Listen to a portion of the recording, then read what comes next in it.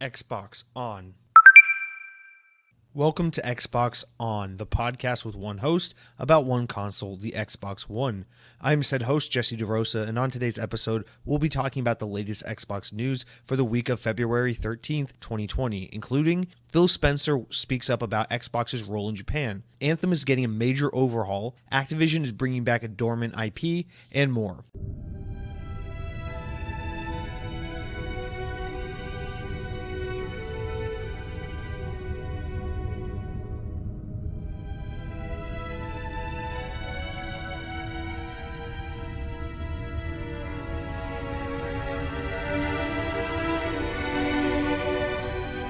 Let's start off this week as we have been doing every week for the past month or two, where we go over some comments, feedback, questions, whatever from last week's episode. And this week I was actually really surprised how much engagement that last week's episode got. And I guess it was just because I went on an emotional tirade about the Coalition in 343, but nonetheless, I'm glad that it elicited some feedback, and I'm really grateful to all of you who replied. So first off, let's start with Tony Trey. This is your first time responding or commenting to the show, and so first of all, thank you so much for commenting, and welcome aboard the show. Your comment read, "Love the show. I usually listen to it on Stitcher. Also, I like your music choices as well. Would you mind leaving a title and artist of the song you play so we can download or listen to? I'm asking because I really like the song at the end of this podcast." So I guess that's not really like about the discourse or the discussion of last week's show, but it's more just a general comment and a nice little feedback. Some nice feedback, as well as actually a request about the music I play at the show. So to get into that real quick, just as a tangent for all of you who may have inquired about the music that I play at the end of every episode, that's actually all done by my buddy Eric Hudson, who does his own music project on YouTube and SoundCloud. If you're interested in listening to his music, you can find him on YouTube or SoundCloud at BB Murder Case, like the letter B again, and then Murder Case. It's an anime reference that I don't get because I'm not a big nerd like he is. But if you're interested in that sort of thing, absolutely check him out on YouTube or SoundCloud. He makes some fantastic music. As for the specific song I played last week, I'd love to give you a title, but I actually don't have one. My friend Eric just sent me a massive Google download list of like tons of untitled songs he's written to be plugged in at the end of every episode. So every episode I just plug a different track in, and they're just tracks 1 through whatever. So these aren't the songs you'll probably find on the SoundCloud or YouTube. So if I could, I'd give you the specific song title, but unfortunately I just don't have it. With that said, however, please go and check him out on SoundCloud if you'd like to listen to some more of his music. Thank you so much for commenting, and hopefully we'll hear from you more in the future.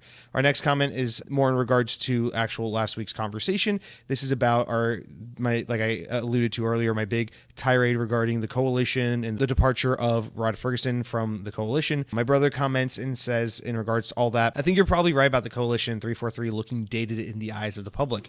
I think that is part of why Microsoft has been buying up developers. The thing is, Sony lets franchises die in order to grant new creative freedom. Microsoft won't do that. They want to add to their portfolio without giving anything away. To be honest, though, a world without Halo would be a worse place." So yes, and yes, I agree with all this, especially the part about no Halo making for a worse world. But yeah, I think this is just a summation of kind of what I was trying to get to last week, which is that, Sony really exceeds by, making something really great. You have something like Uncharted or like Sucker Punch's Infamous, and they make a couple great games in that franchise and everyone's really high on them, and then they just stop. They get to a good stopping place and they just stop on a great note, and it leaves everyone wanting more, which is a really good place to leave audiences. And then they just move on to a new project. Whereas, we're in a different place where like the diehard fans like me of Halo are happy to see Halo come time and time again, but a lot of more casual audiences, they were satisfied after Halo 3. And if you had just stopped at Halo 3 like Bungie did,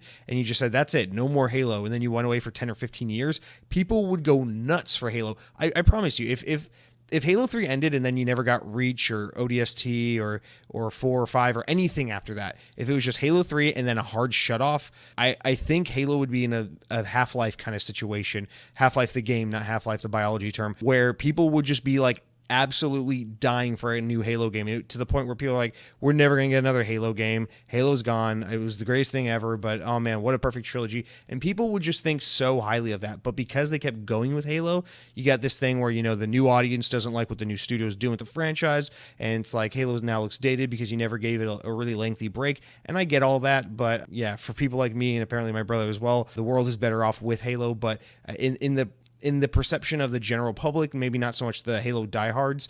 Halo, it's like Star Wars. Star Wars really benefited from these major gaps between trilogies where people were just so fervent for more Star Wars because we went from 1983 to 1999 without a Star Wars movie. That's insane. It's a massive gap, and it just made people so excited for this franchise they love.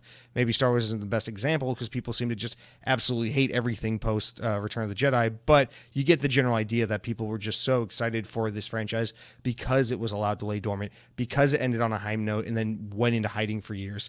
And I agree. I think even though it pains me to say because I love these franchises like Gears of War and Halo, I think they could stand to benefit quite a bit from putting them, kind of away for now and focusing on some other projects for about a good decade or so. And then Dead Captain James, who writes in regularly, thank you, Dead Captain James. I always appreciate your input in every episode. Comes in and kind of just to get in more in depth with this conversation, mentions that they really need to let the Coalition and 343 make a new IP and let Halo and Gears rest for 8 to 10 years. Exactly. I think Dead Captain James has nailed it on the head here. 8 to 10 years is like the sweet spot. If they can make a new franchise, then they can alternate between making new game series and old game series. That would also be great. What if 343 was making Halo, but they were also making a brand new IP, and then they could alternate between like a new Halo every like 5 to 7 years and a new whatever that other IP would be, and then you just have like these two IPs that people could get really passionate about, and just always this nice, lengthy but deserved kind of wait in between franchises, and that could absolutely work. So I don't know. I think that's that would be a great solution to the problem in terms of just making these franchises more appealing to the mainstream. Although, again, to reiterate, as a diehard fan of these franchises, particularly Halo, I stand to benefit from them not letting Halo go. But maybe I'm wrong. Maybe Halo would be even better if we just didn't get as often as we do. And then we got Lethal Migraine, whose comments again. Thank you, Lethal Migraine. You've been more vocal recently. I do again appreciate everyone who's been writing to the show. I don't think the show works without the audience's input, and I want to weave it into the show in a more organic and interesting way, which I'm currently working on figuring out for this show. But for now, I'm just throwing these all to begin the show. But Lethal Migraine mentioned, I'm a weird gamer. I don't like console exclusives. I don't like anything Sony makes. I'm not sure. I think he means the only reason why I have a PlayStation is for baseball. But since the show is coming to Xbox, I don't need that anymore. And even though I have an Xbox since day one, 2001, besides Fusion Frenzy and Forza Horizon, I don't like anything they make either. I primarily play on Xbox One X, but not exclusives. Have never understood the love for Halo or Gears of War. Well, Lethal Migraine, I appreciate you commenting on the show for, the second or third time, but I'm going to politely ask that you never comment on the show again because your opinion is not welcome here. Just kidding, of course. While I strongly disagree with you on the love for Halo, I can give it to you on Gears just because I'm not as passionate about that one. And then you also mentioned never understanding the love for Fable, which I actually am kind of completely on board with. No disregard to Fable. In fact, I'm not even really in a position where I can talk because I've never beaten a Fable game. I've only played 1 and 2 and never beaten them, and I've never played 3 at all, actually. But Fable it's a fine game. I see why people like it in some ways, but in other ways, I just never understood the appeal, so whatever. But yeah, no, I mean, in general, I find his sentiment interesting that, he plays Xbox and PlayStation, but doesn't really care for the exclusives on either console. I find that almost impossibly hard to believe just because between the two platforms and all the various first-party studios, there's such a wealth of like diverse video games out there that I can't imagine you just don't like anything from Halo to God of War to The Last of Us to Blinks the Time Sweeper, right? Whatever, what have you, but nonetheless, that is your opinion, and of course you are entitled to it. And I always respect just hearing something out of the ordinary. So even though I personally, tastes are obviously subjective, so you're entitled to whatever the hell you prefer. Although I can't possibly understand a world where you don't like anything that either Sony or Xbox makes, with the exception of like MLB, Fusion Frenzy, and Forza Horizon, which, by the way, are all 3 games I like a lot. Although I don't really care about Fusion Frenzy. I do find it just kind of interesting that someone could dislike or just not care for generally all those franchises and IP in general. Although that is really cool that you're able to maintain kind of an agnosticism as a result of that. Although I'm not. I guess as you allude to here, there's really no reason for you to ever use a PlayStation again. I guess this is interesting to me just because if you own a PlayStation and you don't like Sony's exclusives, there's no reason to own a PlayStation because I get it. You know, people want to make the argument Sony has the best exclusives. Again, taste is subjective. If that's how you feel, that's how you feel. I can't argue with that. But I think this is kind of objective truth. If you stripped away first party exclusives, if you said, you know, Microsoft doesn't have a Forza or Halo and PlayStation doesn't have an Uncharted or a Ghost of Tsushima or a Death Stranding or whatever, and all these games don't exist, it's just two boxes and they both play Far Cry and Assassin's Creed and Call of Duty and all the third party games out there, and that's all they do. They're the exact same otherwise. Then, I mean, Xbox is just definitively like the absolute best console, because if they both play the exact same games, then might as well go for the one that has, you know, like a great online infrastructure and great services that are reliable and speedy and not absolute trash. So, I mean, I guess that explains why you're an Xbox gamer despite not caring about the exclusives, just because you like how Xbox Live is actually pretty great compared to PlayStation Network. I know that sounds very fanboy, and I can't really defend myself in a way that doesn't make me look like a fanboy, but as someone who absolutely does use the PlayStation, I can't understand how anyone defends PlayStation Network as like a competent or just as equally competitive service as Xbox Live, because God, the PlayStation Network is just a fucking broken mess, and it's just never been good. But I mean, I applaud them for being as successful as they've been with that service. But that's a lot of old tangents and by the ways and side notes. But let's jump into some actual news this week, or actually what I've been playing before we get into the news. But I'm going to skip what I've been eating because I've been trying to eat healthy this week, so that's not fun. But yeah, what I've been playing. So this week, as I mentioned last week, you know, Shadow of the Tomb Raider, a couple of games are leaving Game Pass, and I really wanted to beat Shadow of the Tomb Raider, but I really didn't want to pay for Shadow of the Tomb Raider. So I sat down this week and I was like, okay, I have to beat Shadow of the Tomb Raider because I'm not going to buy this game. And it was pretty good. I played it in like 2 days. I beat the whole thing, and here I want to talk about xCloud as well as the game itself. So starting with the game, I guess I totally understand why people are kind of not so high on this game relative to the other two games in the Tomb Raider reboot series. Now, this one's made by Eidos Montreal instead of Crystal Dynamics, so it is a different developer. It's the old Tomb Raider developer, not the newer one. So keep in mind that's a different developer, but I really didn't think that made too much of a difference. In terms of the moment-to-moment gameplay, it doesn't so much. I mean, this new reboot franchise of Tomb Raider has been pretty well established already, so they're just like kind of taking their swing at it for the third entry. I find it so weird that they handed off to a new developer for the third game in the series, because like the way it goes is like you have the first Tomb Raider game in 2013, which is really good but not perfect. Then you have the Rise of the Tomb Raider in 2015, which is like I think an absolutely excellent game, and then you have Shadow of the Tomb Raider, which I'm like, it's a big step back. It's definitely a lot of fun. It's definitely worth playing start to finish. The gameplay is still there. I definitely think the combat totally suffers because this game constantly forces you more than any of the other Tomb Raider games to be stealthy and to use your bow and arrow, and it constantly takes guns away from you to the point where it's like there are cutscenes where you kill people and they hold guns to your head and then you kill them and then you ignore their guns and just keep using a bow and arrow, and it's obnoxiously like hellbent on the bow and arrow and the stealth mechanics, and tries to deviate from the guns almost as much as possible, to the point where like you use them a little bit at the end and that's about it. So that really bothered me. But the exploration, the platforming, everything, the visuals are great in this game. I don't know how I feel about the kind of jungle, like South America setting that you go to, like Mexico and Peru, so like Central South America, but I'm not crazy about it because it seems kind of like it's treading on like really familiar territory for Tomb Raider games. I really liked the Arctic kind of look that Rise of the Tomb Raider did, but then Shadow of the Tomb Raider kind of like takes it back and presents a setting that I don't know why, but arbitrarily to me, like it kind of looks like something you would see in like a first Tomb Raider game. It looks kind of like the first in a trilogy, not the third. But nonetheless, I guess that's just a kind of a personal gripe and personal taste matter. But I thought Shadow of the Tomb Raider was like a fun game. Couple little gripes here in terms of gameplay. The story is absolutely throwaway to the point where at the end of it, I'm pretty sure the ending makes no sense, and I really didn't give a shit or care about Laura, which is a huge, con to a game that you're supposed to care about the character, because this game, like, make no mistake, these new Tomb Raider games, they want you to care about the story. They want you to care about Laura. I don't think they make her a compelling or interesting or relatable character whatsoever. And I don't know. I think that these games totally fail on that front, but the games are super fun. Like I've said, these new Tomb Raider games, which are very clearly inspired by Uncharted, are much better Uncharted games than Uncharted is, but Uncharted is a much better story than Tomb Raider is.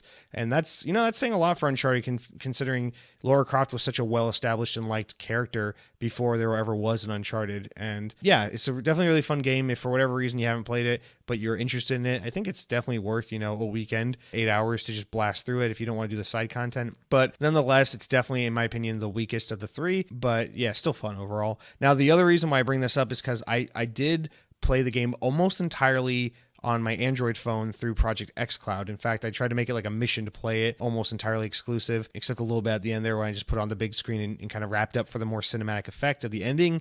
But yeah, so a couple things about xCloud, having now like pretty much played an entire game on it. xCloud is fantastic. I am like so blown away by how great xCloud is. But having used it more extensively, there are some gripes with it, and absolutely it's not a perfect service by any means. Now, in terms of the 720p resolution, it doesn't matter, especially when you're on a 5-inch smartphone screen. It doesn't matter. The 720 does not bother you at all. Trust me, if you're getting like bogged down about how it's not streaming in 4K, then you're a fucking nerd and you're just looking for reasons to be upset.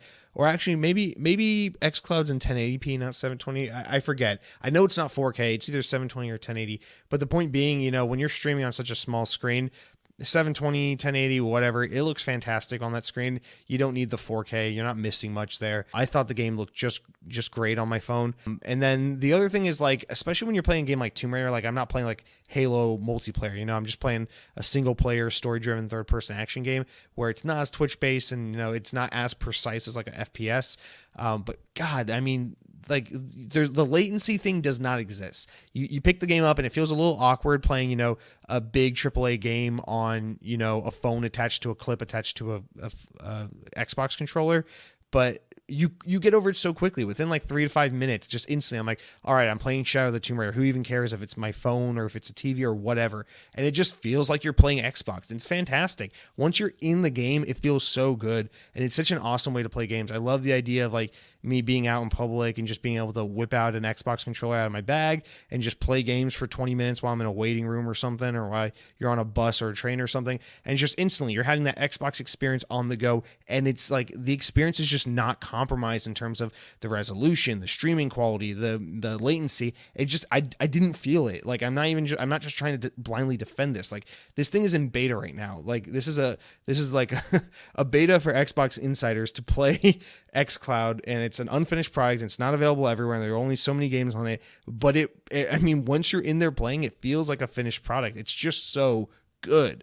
And I really think Xbox has something very special on their hands with this. And I really think once more people get this in their hands and understand how awesome it is to just have these kinds of experiences everywhere you are without the compromise of power due to a portable machine, this is really going to take off and be important and kind of critical to the Xbox brand in a really major way that I think we just keep not thinking about, because more hardcore traditional gamers just don't like to think about mobile gaming and things like that, because we all like to think about gaming more as like a really dedicated hardcore thing where you're in front of a TV on a console, or you're in front of a computer screen on a PC or something like that. But I mean, this is a serious way to play games, and I just don't feel like the experience is really compromised. Yeah, sure, you're not looking at a massive screen and you're not having like surround sound audio or whatever, but it really is all there. Like sitting in bed playing Shadow of the Tomb Raider on my phone, I was having just as good a time as I was doing it on my couch. So it's, I don't know, fantastic service. But I will say there are some gripes, namely getting xCloud booted up and loading into a game is not quick and easy. And the thing that made me notice this is I was also playing my Switch a little bit this week. And one of the great things about the Switch that, I got to give Nintendo absolute credit for is, despite the OS of the Switch being so like laughably, stupidly bare bones and missing almost every modern feature you could possibly imagine, the benefit to them doing that on the Switch is that the Switch is so snappy and quick and fluid. You literally just press the power button, tap A 3 times, and it's like you're in there. It's like unlocking your phone. It's just so fluid, easy, fast. So I can be playing a game on my Switch, power it down, and then just press the home button and be right back in the game in 2 seconds. However, that's not the case with xCloud, because it is your phone at the end of the day, and you got to launch into this app and clip your controller to this phone, and then you got to like load into a game, and it's got to connect to servers. And by the time you go from like, this is my phone in my pocket that I use to check Facebook, to like, this is my video game machine that's clipped to a thing on my controller, and now I'm playing a video game, it's a lengthy process. And I think that the more you can reduce the time from, hey, I want to play a game, to, hey, am playing a game, the better off your product's going to be. And I think that's Project xCloud's biggest setback right now, is that there's definitely this long gap between like me deciding I want to play this game and me actually being in the game playing it. And if you can reduce that time to play the way the Nintendo Switch does, and I don't know how you do it, but I think that will make the service all the more enticing and all the more convenient. And that's just the one thing I experienced where I was just like, yikes, this is really rough. Because I mean, again, it's a beta app right now. I'm trying to give them the benefit of the doubt, but I can't lie. Like, it would have been so much easier for me to just press, turn on my Xbox and pop into Tomb Raider than it would have been for me to, connect my controller to my phone, launch into the app, load up the game, connect to a stream, all that stuff. It takes time, and it's just not a fun and easy and quick process. I mean, it's kind of easy, but it's not quick, and it's not, you can lose the player's attention. So I definitely think that's something that needs to be rectified. And I'm sure those are things, Xbox is cognizant of and working on, but I do think long-term that's going to be detrimental if they can't figure that out. So nonetheless, fantastic service, but obviously plenty of room for growth and opportunity, just for improvement in general, which I'm sure they're working on.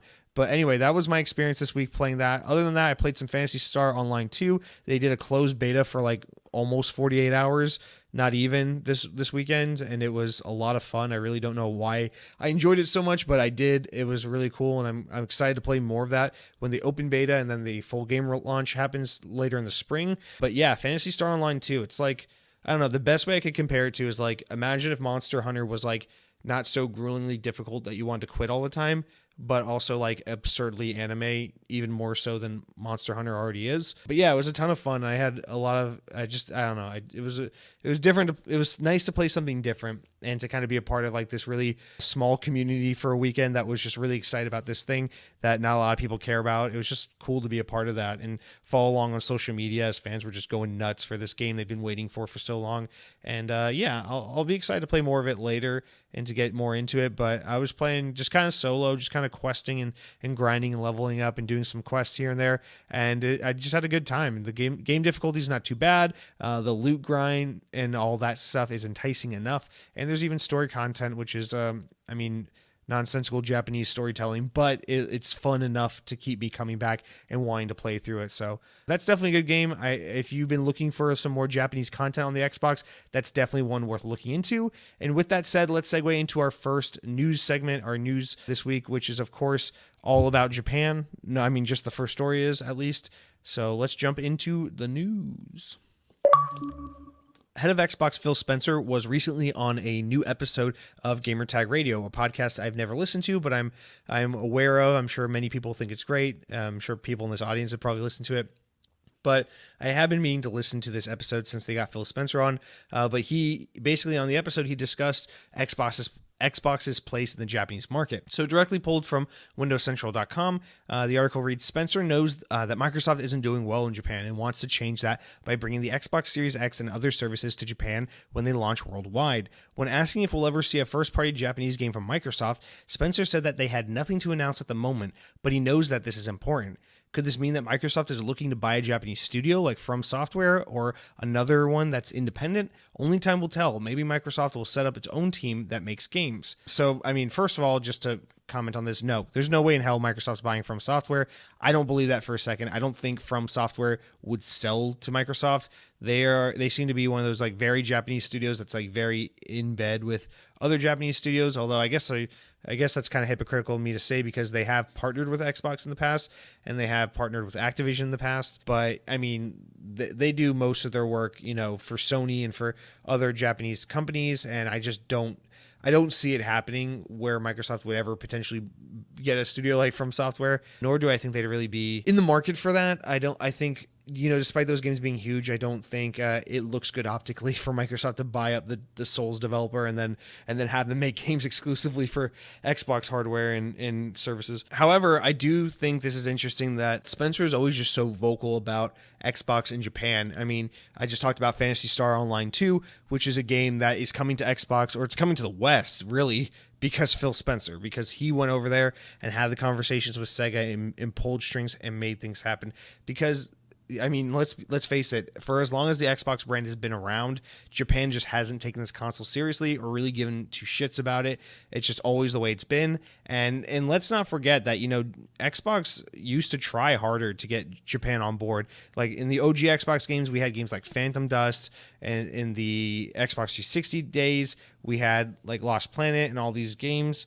To try and like Blaze Blue and all these games to try to appeal to the Japanese market. And it just like, what was the other one? There was a Tales of game that was exclusive to Xbox. It was Tales of Vesperia, and then eventually that would come to PlayStation. Eventually, most of these games just end up coming to other places. But I mean, we have seen Microsoft try time and time again with Japan, and it just always fails. The console launches always make news over here in Japan because it's so laughable how few people come out for them and how poorly the console always sells over there. And then, aside from that, we've also seen, Xbox try to get in bed with Platinum Games and bring Scalebound over, which was eventually canceled. But it just seems like Microsoft has a kind of a tortured history with Japan. And it's just such an interesting kind of dichotomy because obviously Microsoft is one of the biggest names in gaming these days. But really gaming as an industry as a whole really owes so much of its success and its history to Japan. I mean, obviously Japanese video game makers are some of the most prolific, Nintendo obviously being among the top. And so it's just so interesting to see that like such a massive name in gaming, one of the biggest brands in gaming, one of the biggest platforms for gaming, just really seems to struggle when it comes to attracting the interest of the Japanese market. And while I definitely applaud Phil Spencer for certainly trying and expressing so much enthusiasm and interest in this market, I really think it's not worth it at this point. I think 3 generations it has been enough to prove, and I really don't think that Microsoft buying a Japanese studio or building a Japanese studio to make kick-ass Japanese games specifically for Xbox and PC is really going to make a difference. Honestly, especially with the way Xbox works nowadays, I think if let's say Xbox builds a studio, a Japanese studio like in Osaka or Tokyo or something like that, and then they say, hey, it's your job to, or what, they just stick it to Nintendo and build it in Kyoto just right next to Nintendo just to really give them the middle finger since they're already kind of neighbors here in America with Seattle and Redmond, and they might as well just make them neighbors in Japan as well. But let's just say Microsoft builds a Japanese studio, right? And they say, okay, you're tasked with just making whatever the hell it is you want to make. And this studio that's comprised of almost entirely Japanese employees comes up with some like super nerdy ass RPG or whatever it is that Japanese players like. It's some game where you're like a teenager and you date girls and you go to classes and you have to keep your stamina up and eat cup ramen and all that shit. It's all that stuff people love in Final Fantasy. And then, it comes out and it gets like 10 out of 10 from every outlet ever. And, like weebs fucking go nuts for it. But then what you quickly realize is the Japanese market isn't buying it. One of two things is going to happen. Either the Japanese market's going to neglect the game and it's going to fall flat on its face despite critical reception, or 2, it's going to be on Xbox because it's going to be on PC because that's how Xbox does gaming now, and everyone in Japan is just going to buy it on PC and ignore Xbox. Now, of course, that benefits Xbox because we've seen that be the thing where it's you don't want to buy our hardware, that's fine. Play xCloud, play PC. But it's not going to sell units, and I don't think it's going to get players on. Again, I don't know. The way Xbox would have to get the Japanese player on board with the Xbox would be almost to entirely refocus all their energy into the Japanese market. Because at this point, you've got Sony and Nintendo, which are such like household names over in Japan, or just anywhere. I mean, in America they are, right? But you've got names like Sony, you've got names like Nintendo, and they just embedded themselves in the culture of Japan for so long, and they become so synonymous with gaming in these countries. And then you've got names like Microsoft, and they're just the outsider brand. And you think just because they have one studio putting out excellent games that people are suddenly going to start siding with Xbox or playing Xbox over PlayStation? It's just not going to happen. I mean, it's possible that, whatever that Japanese studio that Xbox owns would make an excellent game that would sell very well on PC. But at the end of the day, the Japanese market is not going to jump over to Xbox, and I don't think it's worth fighting or trying anymore. I think it's just time to accept that is not your market, and you got to go on and do your own thing. And if the market follows, then so be it. Honestly, I think the best I don't think any of this, whether it's Windows Central, and I love Windows Central, so no disrespect to them, but I don't think any of what this is kind of alluding to is accurate. I think Xbox's best bet for getting Japan on board with Xbox is exactly how they're doing it with Korea, which is through xCloud. The Japanese market, as I've said before on this podcast, is very heavily involved with mobile gaming. It's a very big thing over there, and I think the absolute best bet they have for getting the Japanese market on board is by making xCloud the most robust, accessible, and like just excellent platform it can possibly be. And if you can do that, then maybe you can get Japanese players to start using their phones to play xCloud. But in terms of selling Xbox consoles there, I don't think it's going to happen. I think your best bet is PC and phone, and you're going to do that through convenient services and through just, I don't know. I just don't know. I really am of the mind that Japan is not a market for Xbox to really waste their time focusing on. I think it's a lost cause no matter what they do, and they're better off just focusing in territories where there is more area of opportunity and where they're already excelling. You know, markets like the US and Europe, I mean, North America and Europe and Australia, because those are markets that really love Xbox and really have the potential to keep growing and growing with this brand, whereas Japan's just proven time and time again, no matter what you do, we're just not coming for it. So I say just make Xbox as enticing as it can be, and if the Japanese market decides to follow suit as a result of something like xCloud or PC just being so robust, then so be it. That's a great win, but don't focus your effort and intention on really trying to entice that market, because I just don't think it's worth it. For example, I think games like Phantasy Star Online 2, you're not attracting the Japanese market with that. Japan's been playing that game since 2012 when it first came out. You're bringing Phantasy Star Online 2 over to Xbox because you're going to attract the American audience that likes Japanese games. You're going to attract the weeaboos, the anime fans, the Phantasy Star fans in America. You're not going to attract, or in the West, I should say, you're not going to attract a Japanese market that says, oh man, I've been holding out on this game for 6 years, but now that's on Xbox, I'm going to arbitrarily start playing it, because that's not at all what that game is. So I don't think there's any correlation between Spencer getting games like Phantasy Star 2 Online onto Xbox, because again, I think that's about catering to the Western market that likes Japanese games, rather than trying to get the Eastern market to inherit and to adopt the Xbox brand, so to speak. So that was kind of a messy, choppy story, but I think you get the idea of what I'm trying to get at. Now, as for our next story, this is another massive one, and it's that actually BioWare general manager Casey Hudson announced this week on the official BioWare blog post that Anthem will be getting a major overhaul. The main intent is to reinvent the core gameplay, as Hudson acknowledges on BioWare's blog, and he says that they need a, quote, more satisfying loot experience, better long-term progression, and more fulfilling end game, end quote. The team will be taking the next handful of months to test and rework the gameplay mechanics while keeping the game's signature flight experience intact. Hudson points out that the team didn't initially have a full chance to test and play the game properly before its initial release, but notes that this new endeavor will give them the proper time needed to procure and prepare gameplay experiences for players. Now, this is the story that boggles my mind the absolute most. I cannot wrap my brain around this for so many reasons. So one, you got BioWare, which is such a valuable company that's been really struggling a lot in recent years with their second studio screwing up with Mass Effect Andromeda, and then the core team themselves screwing up with Anthem. And it's just time to cut your losses and move on and do the next thing. Focus on the next Dragon Age that you've been teasing forever. Just go back to what you're really, really good at, do a fantastic next generation version of that, and come out the gate swinging and kind of build some goodwill and repair your brand. But no, instead they're going to keep doubling down on Anthem, which is something I just don't understand the point in doing. Now, I do understand that Anthem sold extremely well and that there are a lot of people out there that have Anthem and that were burned by Anthem. But the problem is, I don't think those people are coming back to Anthem. I don't think this is a No Man's Sky situation. I don't think this is a Destiny situation. I don't think overhauling this game and making the gameplay go from generic and boring to something that's really satisfying and addictive is going to get people to pick the controller up again and give the game another try. I think they've moved on. I don't think Anthem ever offered anything that was so innovative and so unlike anything we've ever seen before that players were initially drawn to it for this reason of, I can't find this anywhere else. I think people were into it because it looked cool at the time, and then they played it and found out it wasn't cool, and then they were burnt by it and they were done with it. So I don't think this is like No No Man's Sky, where it's like people were disappointed in it because the promise of what the game was so enticing that they were willing to give it another chance with time and with updates and patches and such. I think it's with a game like Anthem, it's as simple as like, hey, this looter shooter kind of sucks. I'm going to go keep playing The Division or Destiny because that's a looter shooter that doesn't suck, that actually works. And so it blows my mind that EA, a company as big as EA, is going to allow BioWare to continue to take time and money on just working on this game that just doesn't have an audience anymore. And I mean, apparently, they see numbers that I'll never see. So they must know something that I don't know.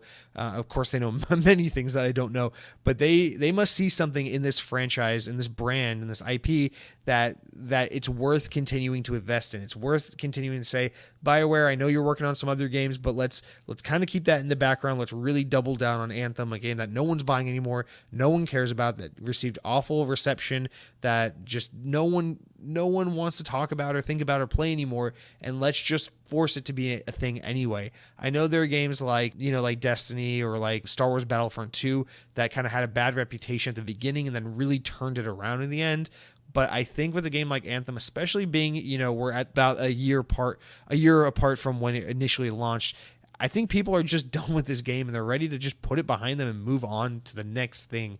Yet here we are with EA saying, hey, we're still working on this. And what makes all of this all the more insulting is that Casey Hudson basically says in this article, he says, or in this blog post, he says this will give the team basically the chance to really hone in on the gameplay, make sure the gameplay is fun, is usable, and is something that players would want to experience, which is something they didn't really have time to do the last time. It's like, what were you doing all those years you were making Anthem if not making a fun game that people will want to come back and play time and time again? What were you making if not a game, And he's basically admitting like, hey, last time we put out Anthem, we put out this thing that was like you could fly around and you could take missions, but it wasn't really a fun game and we didn't really have gameplay in mind.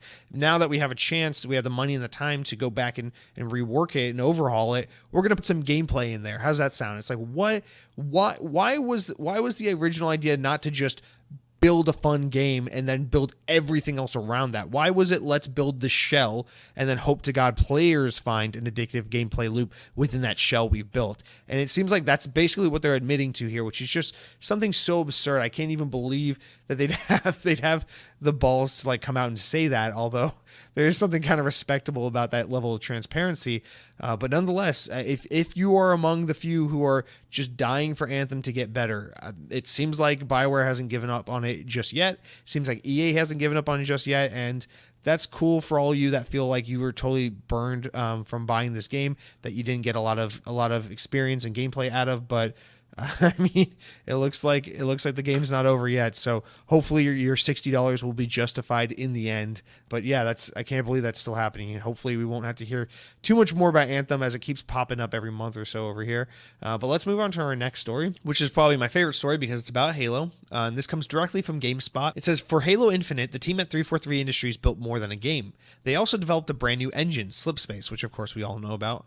Now the studio has spoken out a bit more about what the engine allows them to do, and it sounds like a lot. Halo franchise director Frank O'Connor said in a video that the Slipspace engine was designed for, quote, next generation game development, and also to be easier to work with. Quote, we had to create an engine that was more powerful for the next generation development, but also more nimble, so the creatives and engineers were able to work more easily and iterate faster, he said. The technical groundwork is vital to build a platform for the future of Halo. Engineering director David Berger said in the video that the Slipspace engine allows the team at 343 to do more things that were not possible with the previous engine-making tools. Quote, you have to make tools that allow you to make new features that weren't thought about before. You've got to give the content creators room for ideas outside of that, he said. Multiplayer director Tom French, meanwhile, said one of the benefits of the Slipspace engine is that it allows for the team to try new things out more quickly than before. He says, quote, designers are more empowered themselves to actually tackle problem and prototype, something quicker and faster than we've ever done before, he says. Interestingly, eagle-eyed fans spotted a reference to a grappling hook in this new behind-the-scenes video. However, O'Connor downplayed the significance of this, saying it's not necessarily a feature and that will be in Halo Infinite. So this isn't massive news to me because this is basically just them kind of reiterating on Slipspace, the engine they're working on for Halo Infinite, and kind of its significance to the platform. Now, there's a good side and a bad side to this. So to start with the good side, I mean, obviously, this is something they're investing a lot of money and time into. So no doubt you want to make this as future-proof as possible and as easy to develop with and as usable as possible so that you can use this for future games in the franchise. This is obviously not an engine they're using for one game and that's it. They want to use this as the official Halo engine going forward. And you got to understand the original Halo engine, while it's been modified many times before, it's been going for a long time, so it was time for a big update. So while the Slipspace engine, of course, is awesome in that all these vague things they talk about will make it easier for developers to try new things and to make games easier and to kind of make more Halo faster, smoother, and better than before. At the end of the day, this is more just like developer talk that kind of pertains more to them, and at the end of the day results in a better product for us, the user, but really doesn't affect us in a more direct sense of us really needing to know the ins and outs of the back end. However, what this does mean in a more negative sense is, Slipspace sounds like it's a really big undertaking developing this engine. And I often think about how excited I am for Halo Infinite, because by the time it comes out this year, it'll have been 5 years from Halo 5, meaning, wow, they've really had a great amount of time to work on Halo 5. But then I'm reminded that Slipspace is a very ambitious engine they've been working on. So it's not like they've just been making the next Halo game for 5 years. They've been working on the next Halo engine along with the next Halo game.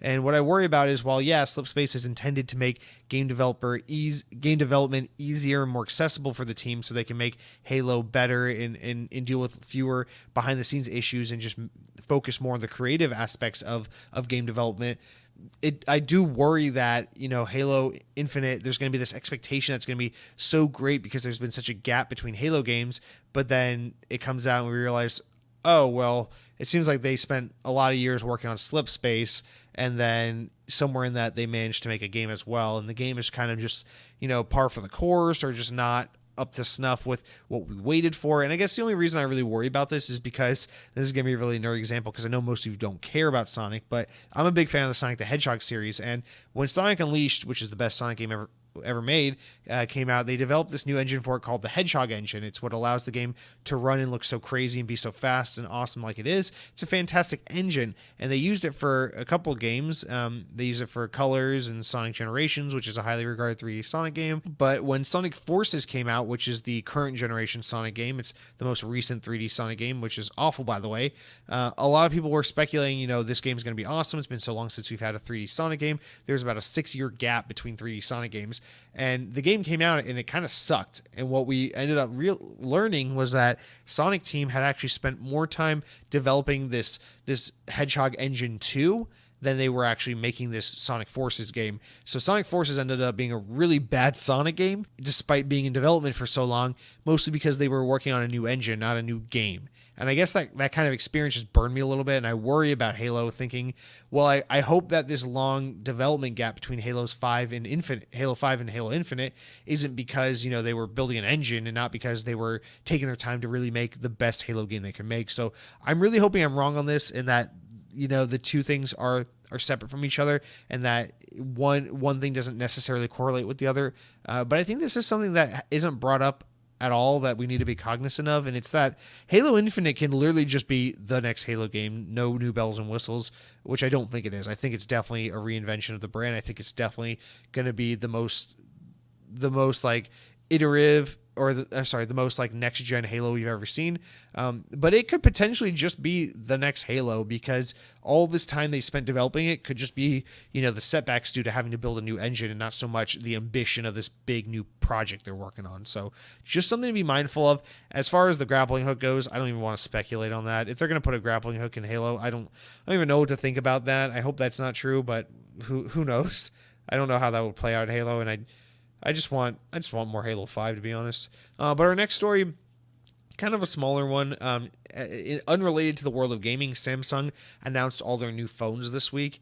But then related to the world of gaming, during that, Samsung's director of strategy said on stage during the revealing of these new phones that the company is working with Xbox on, quote, premium cloud-based game streaming experience, unquote. Park, the director of strategy at Samsung, didn't offer any details, but did follow up with a statement regarding the announcement, saying that the project with the project they're doing with Microsoft is absolutely related to xCloud. He says, quote, "We believe players around the world should have access to great high-quality games on the devices of their choice," a spokesperson said.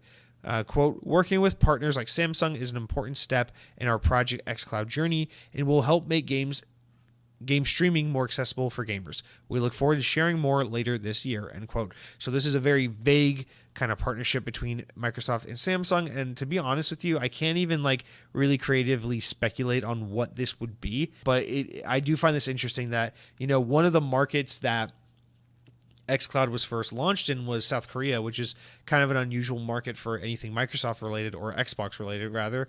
But that was one of its first markets it penetrated. And even back then I talked about how, the Asian market's a really important market for Microsoft to try to break into, and they haven't yet because they're so mobile and PC focused. But xCloud's a great opportunity for Microsoft to get their brand out there and to really penetrate the Asian market. Samsung being a very Korean company, this makes me think, maybe there was some earlier behind the scenes with Samsung, which is why we originally got xCloud in Korea, despite it being kind of an unlikely candidate for one of the early access regions. In addition to that, I can't even imagine what Samsung and Microsoft would be working on together, but for those who know Microsoft outside of just Xbox, Samsung and Microsoft have developed kind of a good partnership in recent years, particularly with mobile. Last year, Microsoft came out during the Galaxy S10 reveal or the Galaxy 10 S Note 10, whatever reveal, and talked about like kind of Microsoft app integration with Samsung and kind of how they're really focusing on making the Microsoft app experience really premier on Samsung devices. And when Microsoft stopped making phones, they started selling Samsung phones in their Microsoft retail stores. So there's been this weird kind of growing relationship between Microsoft and Samsung for years now. And so it doesn't entirely surprise me that there's this kind of Xbox xCloud kind of partnership with Samsung now in development. Although, again, I'm not entirely sure really what this could be. If it's maybe, I don't know, maybe like craziest scenario, maybe Samsung makes a Galaxy model that's kind of designed with gaming in mind, like a gaming model that's really designed not only with mobile gaming in mind, but xCloud particularly, and that there'd be some kind of hardware advantage to it that would make xCloud more of a premier experience on that Android phone particularly. But again, I can't really creatively think of a way in which this partnership is going to impact xCloud or gaming on mobile devices. But nonetheless, this is a partnership we should keep our eyes on because it will be interesting to see how this unfolds and develops. Now, let's kind of wrap up because this episode is running long. And I do want to respect your time and not go over too much. But a big one, not too much to look into, but to just note because it is big news. The entire team of the upcoming System Shock 3 is no longer employed, as developer Other Side Entertainment has announced, according to Video Games Chronicle. The following This article I'm pulling is from IGN. It says the following previous reports of other core members of the team announced their departure over the past 5 months, including the writer and director of System Shock 3, lead programmer, and others. Just this week, director Chase Jones changed his LinkedIn profile to reflect the end of his time at Other Side. So the anonymous statements note that the game was critically behind in its development, and that's not to mention that we haven't seen progress on this game in a while, which has been kind of, was announced years ago, but it's just kind of been slow and MIA ever since. The anonymous poster who talked about the game being critically behind in development has claimed to be someone who worked at Other Side and posted that some additional background information on RPG Codex, where he says they didn't actually know what's going on to the team, but they know that they are no longer employed there, that a lot of people are losing their jobs there, and they refrained from commenting further about the concerns so as to not break any NDAs. Adding some more weight to these reports, another community manager has confirmed the poster's comment on RPG Codex, saying that it appears that the former publisher Starbreeze had its own difficult finding a new publisher when they decided to drop the game, which was reported last year, and that saying that they wouldn't have been able to publish it themselves due to some poor sales of Overkill's The Walking Dead. So without a publisher, of course, obviously this game would be even hard to get off the ground. Now, System Shock 3 is a game I haven't been following closely, and this isn't a developer I'm terribly familiar with, but I do know this is a game that System Shock fans, of which there aren't many, but they are loud and passionate, have been really excited about. So this is massive news, mostly just to those who seemingly have been laid off and are now out of work. And then, of course, secondary also because this game has now been ostensibly canceled or just like indefinitely delayed. So like this is massive news for a game that we've known about for so long, but just haven't heard about in so long. So of course, thoughts and everything with those who've been affected. But most importantly, here's hoping that others in the community will do as they did, when studios like Telltale Games fell and offer some new jobs and some new spaces in the gaming community, as this is an industry that seems to be very, breakneck, where people are just constantly in and out of work and jumping from project to project. So deepest condolences to everyone affected by that, and hopefully, there's some good news to come of this sooner rather than later. And now our next two stories are kind of going to go back to back. And the first one is about Ubisoft, second one being about Activision. Now, Ubisoft has confirmed that 5 AAA games are planned for its 2020 and 2021 fiscal year, and that 3 of them will be released by the end of this year, and the other 2 will be released by early 2021, none of which they note will be Beyond Good and Evil 2, which many have been excited about forever, but is clearly pretty much just never coming out, as Ubisoft kind of prematurely announced a game that they're never going to really make or finish. But during the earnings call, Ubisoft CEO Yves Guillemot said that they've evolved their original structure in recent months in order to strengthen the focus on high potential titles for the end of this year / early next year. During the Q&A portion of the investors call, he followed up by confirming that at least 3 of the games will be out by the end of this year, which we can deduct based on what we know about what's been delayed and what is on the horizon, that 3 or 4 of these 5 games are going to be Watch Dogs Legion, Rainbow Six Quarantine, Gods and Monster, and then probably something like a new Assassin's Creed game, like that Vikings one that keeps leaking. And Assassin's Creed games always leak, so that's likely authentic. And then the last one will probably be something we haven't seen already, like a Far Cry 6 or something like that. But I think what's interesting about this is when you think about the timeline they're referring to, which is the end half of this year, the holiday season of 2020, and then the early year 2021. Aside from that, lining up with their fiscal year, which is obviously more about investors and stocks and things like that. What really makes this interesting is that this also happens to be the same timeline around where PS5 and Xbox Series X launch. So what this shows us is that Ubisoft has, first of all, a bunch of games coming up all within a short period of time, and it all seems to be around these new consoles. Now, I'm not saying that all of these games will be next generation games, but I think we'll see some of these games be kind of cross-generational as we see happen every generation. Like I could see Assassin's Creed being, on Xbox One and Xbox Series X, but I can also see, now, of course, all these games will play up and down the Xbox family of consoles, but I could also see something like, Watch Dogs Legion, or maybe more accurately like Rainbow Six Quarantine, maybe making that a next gen game while keeping Assassin's Creed as more like a cross generation game. So Ubisoft has a lot of stuff coming out, and this isn't too surprising because actually usually whenever a new console releases, Ubisoft is one of the first at the forefront of putting new games on new hardware, which is actually a really smart idea because games generally sell pretty well when there's a new console out, because there aren't many games available. So it's actually not a bad strategy for Ubisoft to try and kind of get a bunch of games out on the market when the Xbox Series X is new, just because people will be hungry to play new games on their new hardware, and there won't be that many games available because obviously since it's a brand new console, the kind of options available for a brand new console will be severely limited. Of course, that changes a little bit with the Series X, seeing as everything is forwards and backwards compatible. But nonetheless, it is still hardware, and new hardware, and people are gonna want to play the most impressive games they possibly can. So we'll keep an eye out on that. But it looks like we're gonna have a lot of Ubisoft games that are gonna be coming out along with the Series X in the coming months, towards the end of this year, rather.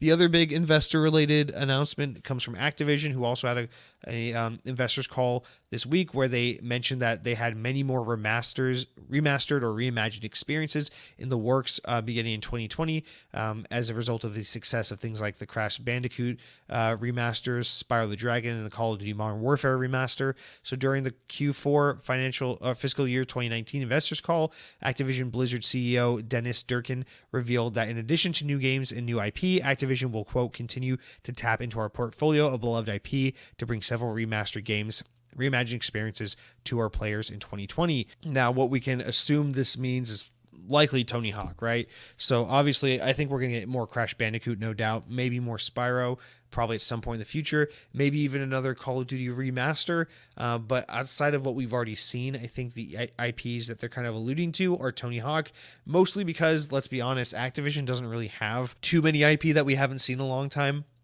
that people are like kind of clamoring for a comeback of.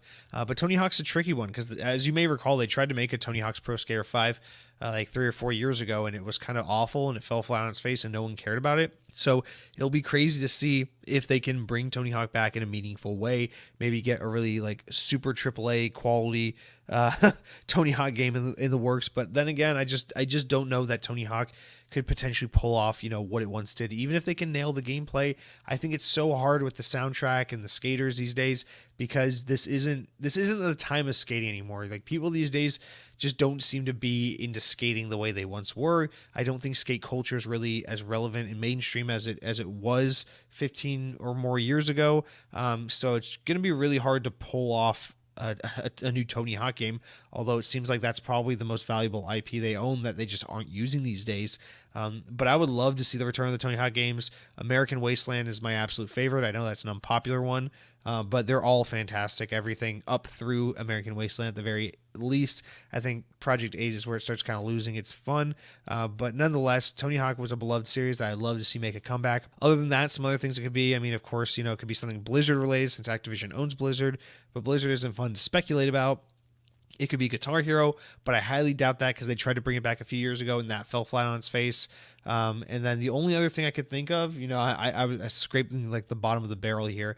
But if I just had to take a fun guess of something I know it won't be, but something I'd like to see it be, you may recall Activision made a game 15 years ago or so called Gun. It was like a third-person Western cowboy action game, very reminiscent of like Red Dead Revolver, the game that preceded or the game that came out before Red Dead Redemption. But I loved that game. I thought that game was a total blast, no pun intended.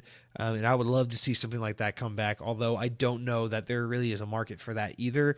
The closest thing you have to like Gun these days would be like the Call of Juarez games, which I don't even think they make those anymore, but that would just be so cool to see something like Gun come back. That was a game I really enjoyed on the OG Xbox and would like to experience kind of a modern interpretation of just a linear 8-hour cowboy shooting game. But I don't think you can make something like that in a world where you have like Red Dead Redemption 2, because it just looks kind of pathetic by comparison. But nonetheless, I'll be excited to see whatever this is Activision's working on. And I guess we'll learn soon, because they're talking about something as early as 2020. Our final wrap-up story for the week is that 2K Games has officially announced the name of the 2K Silicon Valley, a new development studio founded in 2019 by ex-Sledgehammer Games co-founder Michael Condrey. Going forward, it will be called 31st Union, and the studio is already working on a new IP. Quote, 31st Union is off to an incredible start with a passionate and talented team, an intention culture that champion inclusivity and greater representation, and ambitious and inspired new IP that we're extremely excited about, said Condrey in a statement. 31st Union is working on a new single IP, though details haven't been revealed. Furthermore, the studio, and this is all from IGN, this explanation here. Furthermore, the studio has announced plans to expand the second European location in Spain, saying that, quote, We believe diverse perspectives and experiences are crucial to creating truly global entertainment experiences with a deep connection to passionate fans, added Condry. The studio joins other development teams under the 2K branded, including the recently announced Cloud Chamber, which has locations in California and Canada. Other 2K teams with an international presence include Hangar 13, which now operates a third location in Brighton, UK, as well as Visual Concepts. What I found most interesting about this is that the other studio is going to be in Spain, which is somewhere where we just don't see a lot of game devs coming from. And I actually think this is interesting just because I would love to see more games be made in regions where we don't normally see games come from, just because I do kind of agree that with most game devs being based out of California or Canada or Japan or something like that, we just keep getting kind of like this retreaded like story of like, I don't know, I feel like the setting's always the same and the kind of sci-fi take is always the same in all these kinds of games we get these days. But I would love to see, like a Spanish dev team kind of take a swing at, a AAA game based on like their kind of perspective and just kind of their regional and country specific like quirks that would just make a game different. So I don't know. I think that actually sounds kind of interesting. And I think a good example of when we've seen this is like CD Projekt Red, who, the developers behind The Witcher 3 and Cyberpunk 2077. Yeah, they make games that are kind of similar to like what Bethesda makes, but they do it in a way that's just so outrageously different and so lovable.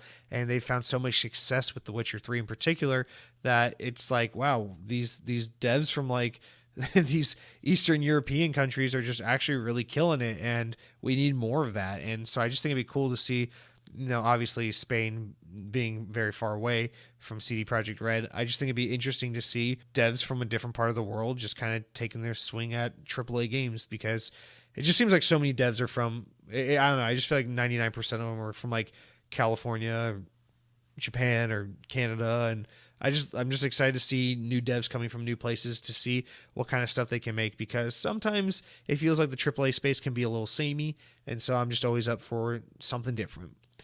So congrats to them. We'll see what that new studio gets into in the following years, but I'm sure we're quite a ways off from learning anything. And that's going to do it for this week's news. I'm going to skip over kind of some other stuff just because my other smaller stories, just because this is a really long episode, and I know listening to one guy talk to himself for over an hour can be exhausting for me and for you. So let's save us all let's spare us all a little bit. In terms of the new games released this week, I got to make mention of them just because of the one time I skipped it. I felt so guilty.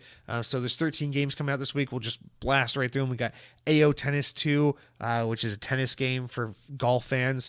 We've got Reed Remastered, which is an 8-bit game for 4-bit fans. We got Project Starship, which is it's a boating adventure. We've got Super Mega Space Blasters Special Turbo Edition, which is definitely an underwater deep sea adventure to be had by all. We've got Outbreak Epidemic, which is definitely a game about curing disease. We've got The Adventures of 00 Dilly, which is the dumbest name I've ever heard. We've got Death's Gambit, which is also going to be on PC, so be sure to play it there because that's where you're going to get the highest renderings of this 16-bit game. Then we've got Darksiders Genesis, which I'm actually really excited to play, but I don't think it's on Game Pass, so I'm probably not going to play it for a while. And then we got Galaxy Control, which is like a Star Wars game where you actually control the narrative. And then we got Under Hero, which is the sequel to Over Hero. Then we got Tony Stewart's Sprint Car Racing, which is a game, again, I assume it's another boating game.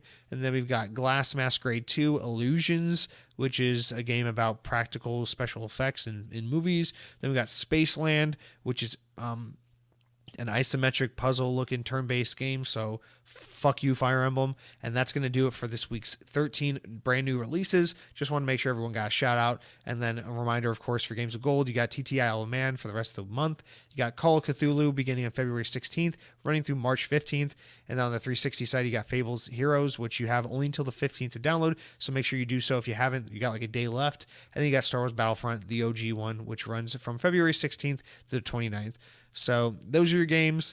As always, I appreciate you listening to the show. Please, please, please consider leaving a 5-star review on iTunes. If you're on the border of whether or not you want to leave, 4 stars, 4.5 stars, 5 stars, just don't even bother reviewing the show unless it's going to be 5 stars, because right now we're sitting at a 5-star average. And if you're the one who fucks that up, I'm going to find out who you are, I'm going to find out where you are, and I'm going to fuck you up. So 5 stars or GTFO. And with that said, Eric, BB Murder Case, please take it away with another song that hopefully Tony will enjoy. And for all of you guys, for me, or I don't really understand what people mean when they try to send off like from all of us here. We'll see you next week, everybody.